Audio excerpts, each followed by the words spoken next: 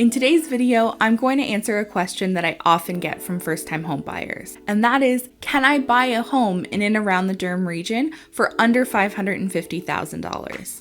Now, before I answer that, my name is Jessie McLellan and I'm a realtor here in Oshawa, Ontario. And if you would like to stay up to date on what's going on in the real estate market, especially in Durham Region and the GTA, then please subscribe to our channel. And if you do enjoy this video, then please consider giving it a thumbs up because it does help us reach more people like you. So the short answer is yes, there are options in and around the Durham region on a $550,000 budget. So let's talk about what they are, and I'll address some questions that you may have along the way. Now, if you're trying to stay inside Oshawa or Durham region, the first option would be a condo.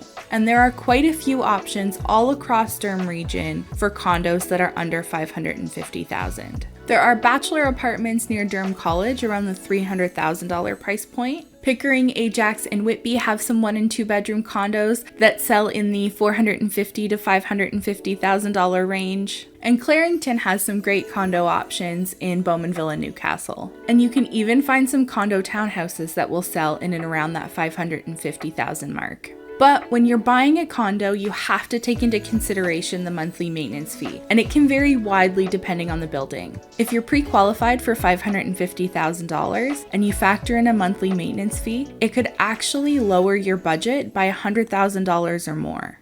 But usually when people ask me about properties under $550,000, they're not talking about condos, and they're really hoping for properties that don't come with the monthly maintenance fees.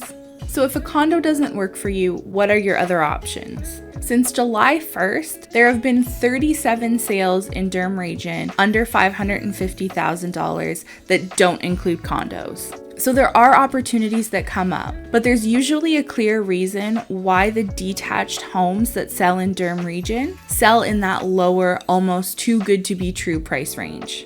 It could be a tiny lot, no backyard, 1 or 2 bedroom homes with no basement, or they might even be in need of major repair or renovations. And all of this contributes to it being more difficult for resale. The farther north or east you travel from Durham region, usually the more options you open yourself up to. Peterborough, Port Hope, Lindsay, and Cobourg, they all have options in that price range, and you get a little bit more house for your money. But the compromise you make is the driving distance from Durham region and Toronto. These cities and towns are easy routes to drive too, so they're all either up the 401, the 115, the 35, or Simcoe Street, and they're all within 40 to 60 minutes of Durham region. And we have had clients who've started in a smaller home in Lindsay and Peterborough, and then used it as a tool and a stepping stone to get back into Durham. And for some, it's the difference between buying and being stuck renting. At least when you purchase, you're building equity and you have home security. Whereas when you're renting, it can really just feel like you're lighting that money on fire every month, and it can be really difficult to save while you're paying rent. And keep in mind, like I mentioned in the last video, the cost of rent isn't trending down with house prices. Usually areas like Peterborough and Lindsay and the surrounding neighborhoods offer semi-detached and detached homes in the first-time home buyer price range of the $550,000 or less. And it's more common for them to have a larger lot size, and a lot of them will have garage spaces too. So for car lovers and collectors, or handy people who could use workshop space, the surrounding areas with more land might be a great fit for you. And once you start looking outside of the towns and in those surrounding areas like Woodville or Baileyborough, you'll notice that a lot of the more rural properties are on well and septic systems, which means that they're not connected to a municipal sewer or water lines. And usually first-time buyers, especially those who haven't had any experience with well and septic systems in the past, are a little bit more hesitant to purchase a property with them. Well and septic can be intimidating, and honestly, before I got into real estate, I always said that I wouldn't want to purchase a home with a well and on a septic system. So I completely understand being cautious of them. But with that being said, some of the most stunning homes that I have ever been to have well and septic systems.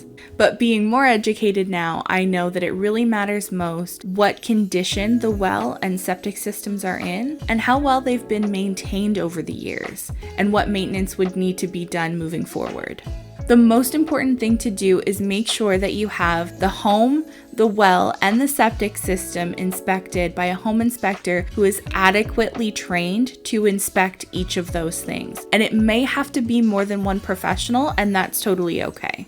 With a well, you want to consider three main things. The well system, so where is it located, and is it a drilled, dug, or bored well? Water quantity, so you might want to do a recovery test or look at well records. And water quality, so you want to make sure that you're taking samples and that they're tested and the water is acceptable to drink, and explore treatment options if it's necessary. With a septic system, you'll likely want a tank inspection, a leaching bed inspection, and a home inspection. And you'll want to make sure that you get any records that are available about the system. And you'll definitely want to know when the septic tank was pumped last, and it should be done every 3 to 5 years.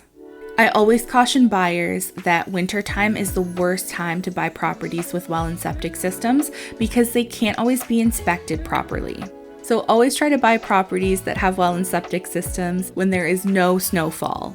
Taking on a larger but older home might also feel daunting, especially if you're not particularly handy like myself, but it's important to factor in what needs to be done up front and what costs and improvements can be made over time.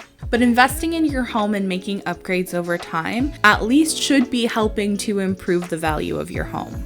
But purchasing a property really comes down to what your personal preferences are, if you're willing to make or extend a commute, and what space and lifestyle you're hoping for. And if a longer commute or the thought of having to do an expensive repair is a bigger concern for you, then a condo apartment or a condo townhouse might be a better fit. And if this is your first home, just remember that your first home is not likely to be your forever home, but it can help you get there. So use it as a stepping stone to your next home or your dream home.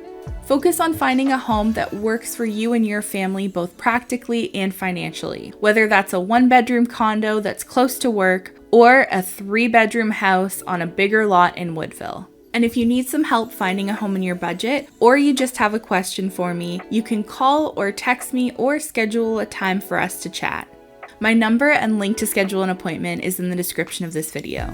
I hope you found it helpful, and thank you so much for watching. I'll see you in the next one. Bye!